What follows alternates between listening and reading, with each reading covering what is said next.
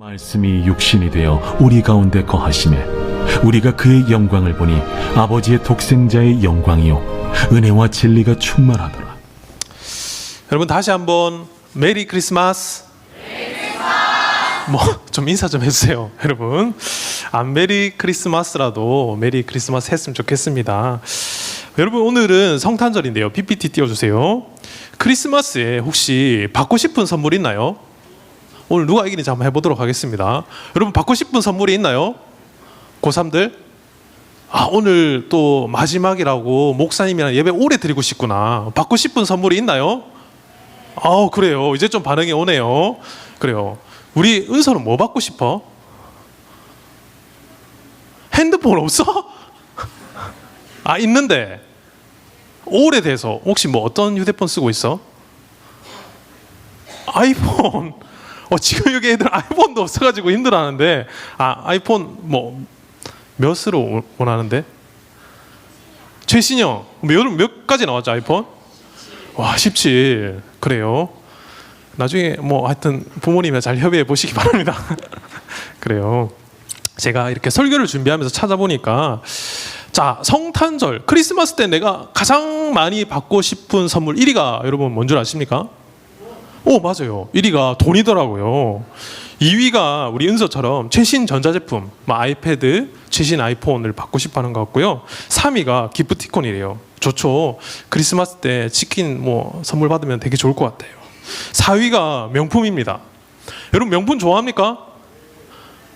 뒤에 선생님들 몇 분이 네네 이렇게 하시는 것 같은데요. 저도 20대 때 명품을 참 좋아했어요. 근데 지금 차니까요 전부 다 짭으로 알아가지고요. 그래서 일부러 그런 거 다 없앴습니다. 이게 짭을 입어도 명품처럼 보여야 되는데 그렇지 않은 것 같아요.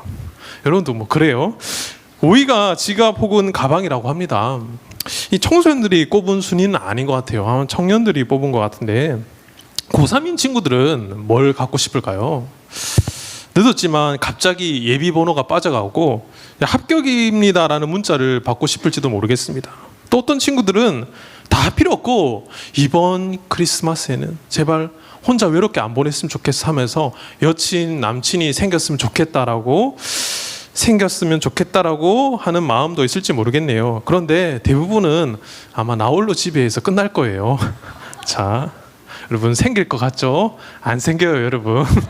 자, 여러분 모쏠 대표 밈으로 유명한 슈스케 없어요. 혹시 이 짤 본 적 있습니까? 여자친구 있어요? 아니요, 없어요. 없었어요? 없어요. 없었어요? 아니, 없어요. 있었는데? 아니, 없어요, 그냥. 예. 여러분 앞으로도 없을 거예요. 그리고 지금 있어도 사실 별 도움은 안 됩니다. 저희 막내 아들은 이번 크리스마스 선물로 뭘 갖고 싶은지 물으니까 탱크를 갖고 싶다 하더라고요.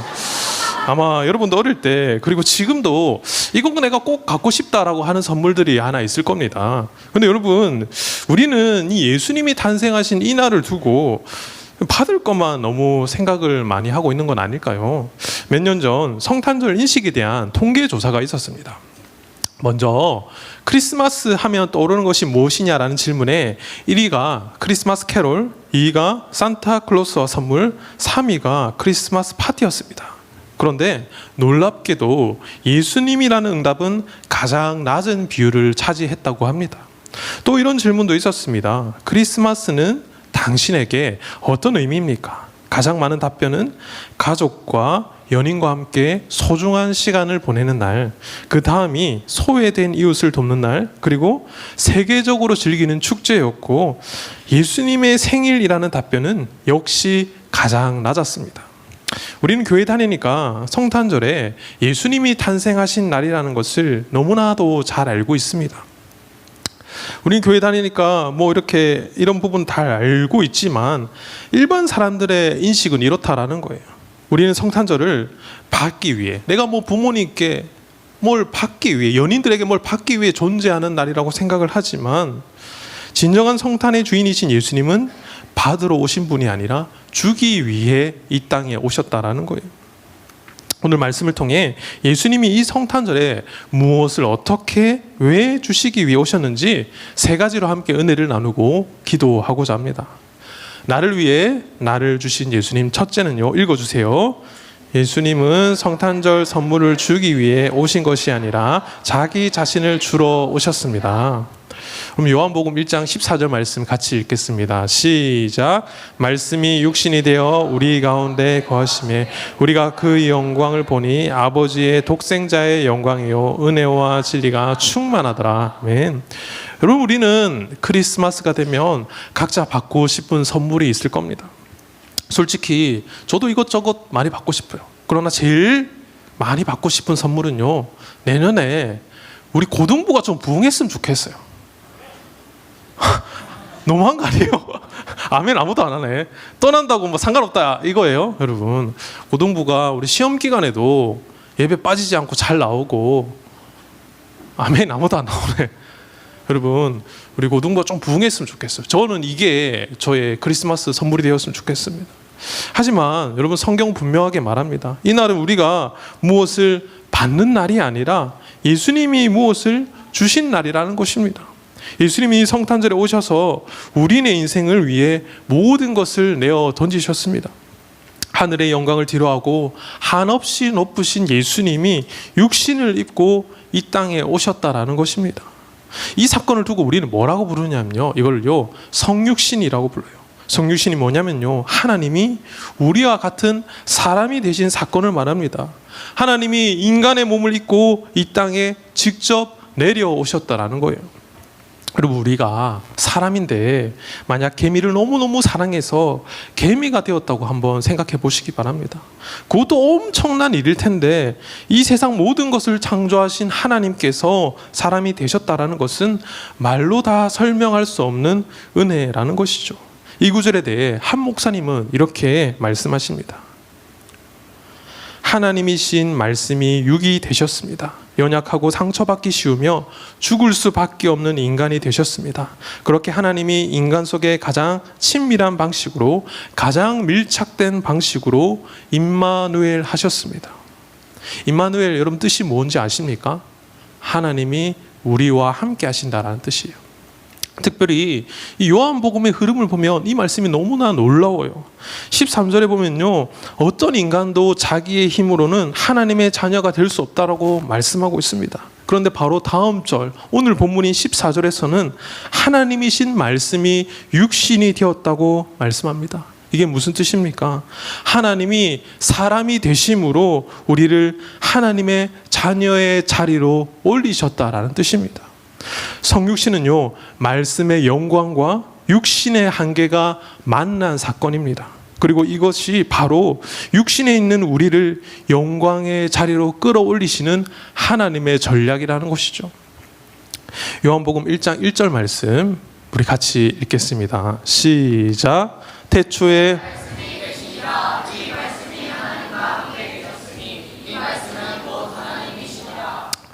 여러분, 이 말씀은요, 바로 태초부터 하나님과 함께 계셨습니다. 그런데 이 말씀이 곧 하나님이시라, 좀 이상하지 않습니까? 이걸 우리는요, 삼위일체라고 불러요. 말씀이 육신이 되어 이 땅에 오신 예수님은 이미 태초에 이 세상에 만들어질 때부터 성부 하나님과 함께 창조 사역에 동참하셨다라는 것이죠. 그런데 요한복음 1장 11절에 보면 자기 땅에 오매 자기 백성이 영접지 아니하였으나, 사람들은 예수님을 영접하지 않았습니다. 하지만 하나님은 그럼에도 불구하고 자기 백성을 포기하지 않으셨습니다. 남은 자를 두셨고 약속하신 대로 때가 이르자 눈으로 볼 수 있도록 자기 아들을 메시아로 보내주셨습니다. 여러분, 우리는 이 예수님을 정말로 영접하고 있습니까? 정말 예수님을 나의 주인, 나의 구원자로 고백하고 있습니까? 사도 바울은요, 예수님을 만난 이후 자신의 인생 가치가 어떻게 바뀌었는지 이렇게 고백합니다. 우리 빌립보서 3장 8절 말씀도 함께 읽겠습니다. 시작. 또한 모든 것을 해로 여김은 내 주 그리스도 예수를 아는 지식이 가장 고상함을 인함이라. 내가 그를 위하여 모든 것을 잃어버리고 배설물로 여김은 그리스도를 얻고. 아멘. 사도 바울에게 예전에 예수님을 알기 전에 지식은요, 배설물이래요. 똥이라는 겁니다. 우리 아이들한테는 똥 이야기하면 너무너무 좋아요. 막 냄새 이런 거 너무 좋아하는데요. 근데 청소년 학생들에게는요, 똥은 너무 더러워요. 벌써 고3들 표정이 일그러지고 있는데요. 그런데 바울은 이후 이 자신의 표대를 향하여 나아간다고 고백하고 있어요. 여러분은 그런 표대를 향하여 나아가는 바울처럼 예수님이 여러분의 인생의 가장 최고의 우선순위가 되고 있습니까? 우리는 여러 가지 것들을 하나님으로부터 받고만 싶어 합니다. 마치 하나님을요, 램프의 요정 지니처럼 내가 원하는 소원을 들어주시는 분이라고 착각을 하는 경우가 너무너무 많아요. 물론 하나님은요, 그런 것들을 충분히 주실 수가 있는 분입니다. 그러나 알라딘의 이야기처럼 이렇게 요술을 들어주는 램프를, 소원을 들어주는 램프를 가진 자의 최후는 어떻게 되는지 우리가 이 영화를 통해서도 알 수 있지 않습니까? 그렇기 때문에 하나님은요, 우리에게 이런 것들을 주시지 않아요. 제가 우리 애가 칼을 달라고 하면 칼을 주겠습니까? 안 주겠죠. 그러나 예수님은 이 성탄절에 우리 인생에서 정말 필요한 영생을 주시기 위해 이 땅에 오셨습니다. 예수님이 계시는 동안 이 땅에서 주시기 위해서만 살아왔습니다. 병자를 고치시고 죽은 자를 살리시고 마음이 상한 자를 위로하시고 결핍된 인생에 진정한 풍요를 주시는 분이시죠. 마음이 상한 자를 고치시는 이라는 찬양이 있습니다. 제가 참 좋아하는 찬양인데요. 의에 줄이고 괴롭고 슬플 때 진정 우리의 마음을 위로해 줄 수 있는 분은 예수님밖에 없는 줄 믿습니다. 아멘. 그래요. 자, 둘째는요, 예수님은 멀리서 주신 분이 아니라 우리 가운데 들어와 주셨습니다. 여러분, 공부할 때 공부는 하죠. 시험 끝났다고 다 나왔습니까? 아니죠? 공부하고 있죠? 그럼 하는 친구들만 들어보세요. 여러분, 공부할 때 인강 많이 봅니까? 유튜브 보면 유명한 인강 선생님들 정말 많습니다. 설명도 잘하고요, 판서도 깔끔해요. 그런데 시험 하루 전날 진짜 모르겠는 문제를 하나 붙잡고 있을 때는요, 영상 보는 게 아니라 바로 옆에 앉아서 가르쳐줄 선생님이 필요합니다. 제가 우리 임원 중에 공부를 잘하는 학생이 있는데 인강을 보는지 물으니까 개념을 이해할 때만 본다고 하더라고요. 결국에 내가 풀지 못하는 문제를 해결해 줄 수 있는 분은 단순히 유튜브 강사가 아니라 바로 내 옆에 있는 과외 선생님이라는 거죠. 최근에 과외를 받고 성적이 많이 올랐다라는 한 학생의 이야기를 들어본 적이 있는데요. 왜 그럴까요? 모르는 문제를 바로 물어볼 수 있으니까, 내가 이해할 수 있게 설명해 주니까 그렇지 않을까요? 이외에도 요즘에 이렇게 인터넷 온라인으로 예배를 드리는 사람이 참 많습니다. 특별한 교적을 두지 않고 교회에 소속되어 있지 않고 유튜브에서 유명하신 목사님만 말씀만 골라 듣고 실제로는 교회를 안 다니는 것이죠. 이걸 여러분 뭐라고 부르는지 아세요? 안 나가 거꾸로 해보세요. 안 나가 거꾸로. 우리 고3들 한번 안 나가 거꾸로 한번 해보세요. 그래요. 내가 이기나 네가 이기나 한번 해봅시다. 안 나가 거꾸로 한번 해보세요. 안 나가 거꾸로. 무슨 말인지 몰라요? 뭐 언어 영역 지금 문제 있는 거 아니죠? 안 나가 거꾸로 해보세요. 가난. 여러분, 교회에 안 나간다고 해서 안 나가는 성도라고 하면 이상하니까 가난 성도라고 불러요. 여러분, 유튜브 보면 탁월하신 목사님 너무나도 많습니다. 저도 배우기 위해 가끔씩 들어요. 얼마 전에 조준일 목사님께서 하신 설교 중에 베끼려면 신앙을 베껴라라는 제목이 있었는데요. 저는 신학교에서 이 설교학 수업을 들을 때 설교의 롤 모델을 만들라 하시기에 유명하신 목사님 설교를 따라 해보려고 하는데 잘 안 되더라고요. 예전에 지금 소천하신 조용기 목사님이라고 계신데 전 세계적으로 아주 유명하신 목사님이에요. 그 조용기 목사님이 이런 말씀을 자주 하셨습니다. 사랑하는 자여, 내 영혼이 잘된 같이 내가 범사에 잘되고 강건하기를 내가 간구하노라. 여러분 믿습니까? 뭐 알아야 그렇죠. 예, 비슷하죠. 그리고 여러분, 그렇게 만약 온라인에서 탁월한 목사님께서요, 이제 곧 대신방의 시즌인데 그 목사님이 우리 집에 신방 옵니까? 배고플 때 먹을 거 사줍니까? 안 사줘요. 나를 위해 기도해 줍니까? 안 해주지요. 그러나 여러분, 저는 좀 부족해도 여러분이 배고프다 하면 먹을 것도 사주고 기도해달라고 하면 기도도 해주고, 힘들다고 하면 상담도 해주고, 그러라고 우리 청소년 목사님들이 존재하는 것처럼 여러분, 예수님은 그냥 저 멀리 계신 분이 아니라 우리 가운데 들어와 주셨다고 말씀하고 있습니다. 여러분, 요한복음 1장 14절 중간에 보면요, 우리 가운데 거하시매라고 되어 있어요. 거하시매라는 단어는요, 스케노라고 하는데 장막을 치다, 야영하다, 함께 살다라는 뜻을 가지고 있습니다. 여러분, 우리는 이 세상에서 혼자 사는 것 같고 아무도 나를 이해해 주지 않는 것 같고, 때로는 고백했는데 차이기도 하고 너무 슬프고 외로울 때 그곳에 나 혼자만 있는 것이 아니라 예수님이 우리와 함께 계십니다. 우리 안에 거하신다고 말씀하고 있어요. 우리 안에 은혜라는 장막을 치고 세상 끝날까지 우리와 함께 하시는 분이 예수님이라는 거예요. 여러분, 그 예수님은요, 이 땅에 오셨을 때 지극히 낮고 낮은 곳에서 오셨습니다. 이곳이 예수님께서 탄생하신 마구간이에요. 우리가 생각하던 그곳이랑 많이 다르죠. 지금은 이곳에 베들레헴 예수 탄생 교회라고 해서 이곳을 교회로 세워 놓았습니다. 이 교회는요, 원래 입구가 이렇게 컸는데 중세 사람들이 하도 말 타고 감히 예수님께서 탄생하신 이곳에 함부로 드나드니까 입구를 아주 작게 만들어 버렸어요. 그래서 이곳에 오는 모든 사람들은 예수님께 다 경배를 하고 들어올 수 있게 만들어 놓았습니다.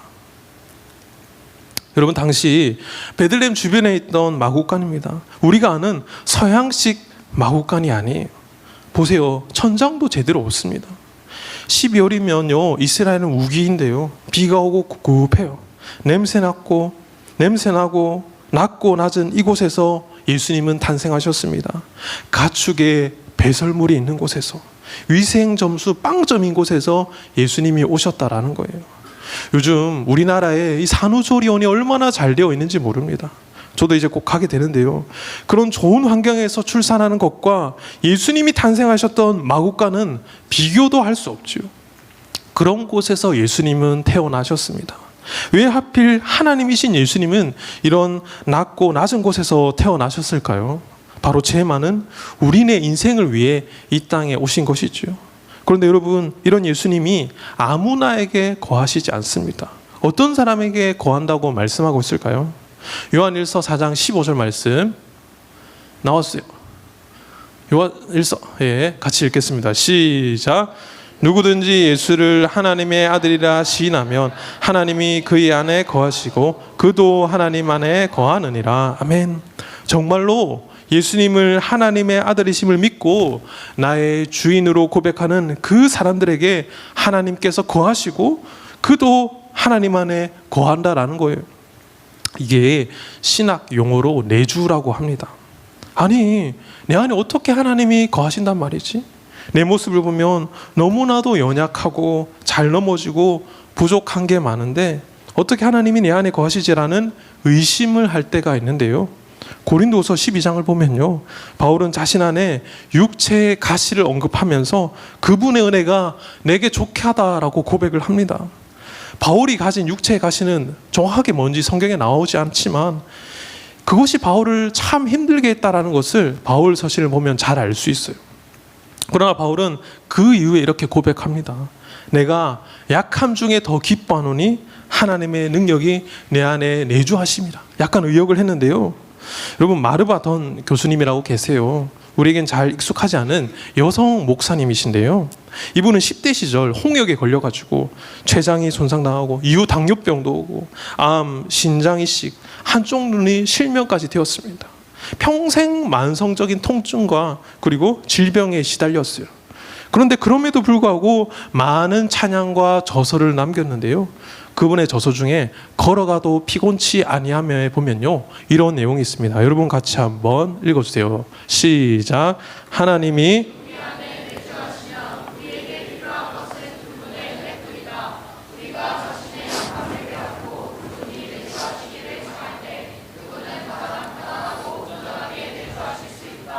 여러분, 혹시 여러분 자신이 너무 나약해서 하나님은 내 안에 계시지 않을 거야, 내 안에 거하시지 않을 거야 라고 생각한다면 오해입니다. 하나님은 약한 사람을 들어 사용하는 분이십니다. 많은 성경의 위인들이요, 여러분 잘나서 쓰임 받은 게 아니에요. 그런데 그런 연약한 우리를 위해 예수님은 이 땅에 오셨고, 단순히 이 땅에 오신 것이 수많은 인류를 위해서 그냥 막연하게 오신 것이 아니라 연약한 나 한 사람을 위해, 그리고 저 멀리 떨어져 계신 것이 아니라 내 안에 거하시고 계신다는 사실을 믿으시길 축복합니다. 말이 좀 덥나요, 여러분? 나를 위해 나를 주신 예수님, 셋째 같이 읽어주세요. 시작. 우리는 그의 영광을 보게 되었고 그의 영광은 은혜와 진리로 충만합니다. 앞에서 우리는 확인했습니다. 예수님은 성탄절에 멀리서 무언가를 던져주신 분이 아니라 자기 자신을 내어주셨고 우리 가운데 들어오셨으며 이제는 우리 안에 거하시는 분입니다. 그렇다면 자연스럽게 이런 질문이 생겨요. 그래서 예수님이 우리 안에 계시면 도대체 뭐가 달라지는데요? 요한복음 1장 14절 하반절에 보면 우리 가운데 거하심에 우리가 그 영광을 보니 아버지의 독생자의 영광이요 은혜와 진리가 충만하더라. 여러분, 여기서 영광이란 말은요 제 아들 이름이에요. 농담이에요. 여러분, 헬라어로 독사라고 하는데 광명함, 장엄한이라는 의미도 있습니다. 우리 하나님 아버지의 독생자로 오신 분이 누구시죠? 바로 예수님이에요. 성탄절에 오늘 이 땅에 오신 예수님의 광명함, 장엄함이 온 세상에 전달이 되었습니다. 지금은 비록 의미가 퇴색되었지만 여러분들을 통해 이 본질이 계속해서 흘러갈 수 있기를 바랍니다. 여러분, 그런데 우리에게 장엄함, 광명함이라는 단어가 어울립니까?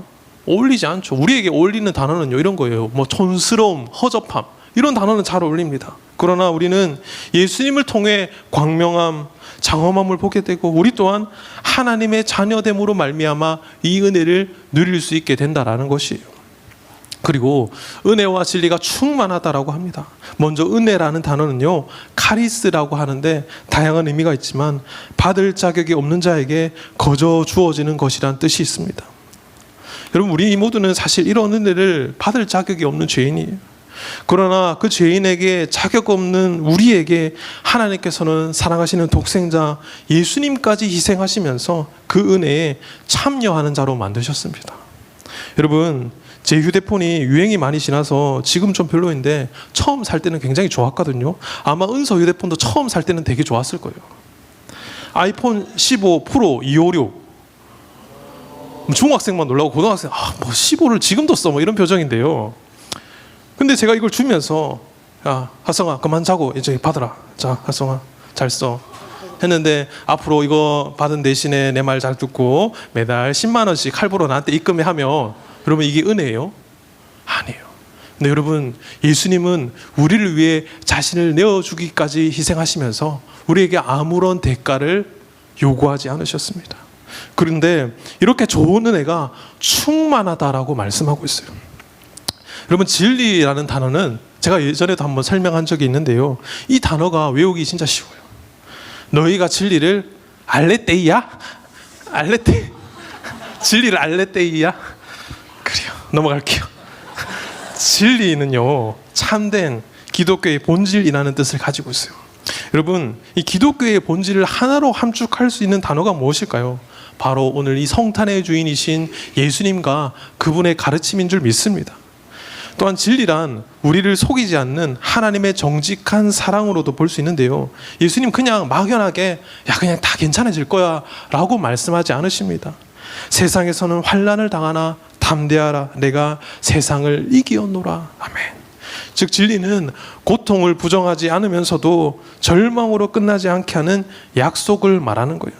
비록 우리가 때로는 그리스도인으로서 환난을 당할 때가 있고 어려움을 겪을 때가 있지만 우리는요 영원한 것을 바라보는 사람들입니다. 여러분, 짐 엘리엇이라는 사람이 있어요. 우리 선생님들은요 설교 외화로도 몇 번 들어보신 분이실 텐데요. 이 짐 엘리엇이라는 사람은요 미국의 명문 휘튼 대학교를 수석으로 졸업하고 그는 최단 시간 박사학위까지 받았지만 세상의 좋은 직업을 다 마다하고 영혼 구원 사업에 매진했습니다. 그는 졸업 후에 선교사로 지망하여 에콰도르에 갔습니다. 그 에콰도르에는요 일종의 살인족이라고 할 수 있는 아우카족이 살고 있었습니다. 그는 그 족속에 대한 이야기를 대학 다닐 때부터 들었는데 그는 그때부터 마음에 빗댄 감정을 가졌다고 합니다. 아무도 접근할 수 없는 사람, 하나님이란 단어도 없는 부족, 저들에게 복음을 전해야 한다. 주님이 나에게 명령하는 것은 그것이다. 그러고는 그가 하나님 앞에 날마다 그 족속에게 보내달라고 기도를 했답니다. 대학 시절 그의 일기장에는요, 이런 내용이 기록되어 있습니다. 이 부족한 나무 토막 같은 인생에 주여 불을 붙여주소서. 제가 주를 위해 탈 수 있도록 나의 삶을 소멸시키시옵소서. 나는 오래 사는 것을 원치 않습니다. 다만 주님과 함께 있기를 원합니다. 여러분, 이 사람의 기도와 우리의 기도가 너무나도 다르지 않습니까? 드디어 그는 경비행기로 아우카족 땅을 정찰한 다음 친구 4명과 함께 그 섬의 작은 모래톱에 비행기를 착륙시키기로 결정하고, 그래서 만반의 준비를 하고 자기 부인에게 이제 작별 인사를 하러 갔습니다. 부인이 그런 말을 썼어요. 남편이 문을 열고 나갈 때 직감적으로 저 남편 돌아오지 못하겠구나라는 생각을 했대요. 그에게는요 2살짜리 딸이 있었습니다. 그녀의 배 안에는요 아기가 있었어요. 그럼에도 불구하고 남편은 아우카족에게 복음을 하고는 친구 4명과 함께 경비행기를 타고 떠났습니다. 그리고는 그 모래톱에 비행기를 강제 착륙시켰대요. 시키고 나서 자기들끼리 이런 말을 하는 거 제가 읽었습니다. 자, 이제 비행기 뜨기는 틀렸네. 하루 이틀 사흘 나흘 기다리는, 그러다가 어느 날 아침 아우카족이 나타나서 그 4명을 끔찍하게 살해했습니다. 여러분, 이 짐 엘리엇의 주머니에는 총이 있었지만 그 총을 사용하지 않았다라고 합니다. 언론들은요 이 죽음을 낭비라고 했습니다. 여러분 어떻게 생각하십니까? 그런데요 그 말을 듣고 아내가 펄펄 뛰면서 이렇게 말했다고 합니다. 말씀을 삼가해 주세요. 낭비라니요, 나의 남편의 죽음은 낭비가 아니었습니다. 그는 온 생애를 이것을 위해 준비했던 사람입니다. 바로 이 시간을 위해 살아왔던 사람입니다. 그는 자기의 책임을 수행한, 그리고 자기의 목표를 달성하고 죽은 행복한 사람입니다. 짐 엘리엇의 아내 엘리자베스 엘리엇은요 남편을 따라 간호사 공부를 한 뒤 아우카족으로 다시 들어갔습니다. 그런데 신기하게 아우카족은요 여성을 죽이지 않는 풍습이 있었대요. 그래서 아내는 5년 동안 이 아우카족에게 복음을 전하고 정성스럽게 섬겼습니다. 아우카족이 물었대요. 당신은 왜 이렇게까지 우리를 섬기는가? 그래서 그녀는 이렇게 말했다고 합니다. 나는 당신들이 5년 전에 죽인 백인 남자의 아내다. 그 이야기를 듣고 아우카족 전체가 예수님을 믿게 되었다고 합니다. 그리고 남편을 죽인 사내는 목사가 되었다고 해요. 이 이야기는 실화입니다. 전능자의 근이라는 책에 나와 있어요. 그는 대학 시절에 이런 말을 남겼다고 합니다. 영원한 것을 얻기 위하여 영원하지 않은 것을 버리는 사람은 결코 바보가 아니다. 여러분, 우리는 성탄절에 어떤 선물을 받을까 고민하기보다 영원한 것을 주신 예수님을 바라볼 수 있기를 축복합니다. 그리고 14절 하반절에 그 은혜와 진리가 충만하다라고 말씀하고 있어요. 이 충만이라는 단어는요 플레레스라고 하는데 가득 찬, 가득한이라는 뜻을 가지고 있습니다. 사랑하는 청소년부 여러분, 우리 예수님은요 저 멀리 계시는 분이 아니라 우리 안에 거하시고 그분의 은혜와 진리는 충만하다고, 가득하다고, 이 사실을 꼭 기억했으면 좋겠습니다. 말씀 정리하겠습니다. 여러분, 이번 성탄절 크리스마스 때 어떤 선물을 받고 싶습니까? 현금, 카카오톡, 기프티콘, 혹은 최신 전자기기? 아니면 우리 고3들은 기다리던 대학 합격 소식이나 이성 친구일 수도 있겠네요. 그러나 여러분, 우리는 이미 이 세상에서 가장 귀한 선물인 예수님을 받은 줄로 믿습니다. 앞에서 받은 것은 다 유한한 것들이고, 받고 나면 며칠 지나면 기쁨이 사라지지만 예수님이 우리에게 주신 선물은 단순히 시간이 지나면 끝나는 것이 아니라 유통기한이 없는 영원한 선물인 줄 믿습니다. 그리고 우리는 그 선물을 뭔가 해서 받은 것이 아니라 값없이 은혜로 받았습니다. 이 크리스마스를 단순히 휴일로 보내는 것이 아니라 진정한 성탄의 주인 되신 예수님을 깊이 생각하는 하루 되시기를 주님의 이름으로 축원합니다. 아멘. 기도하겠습니다.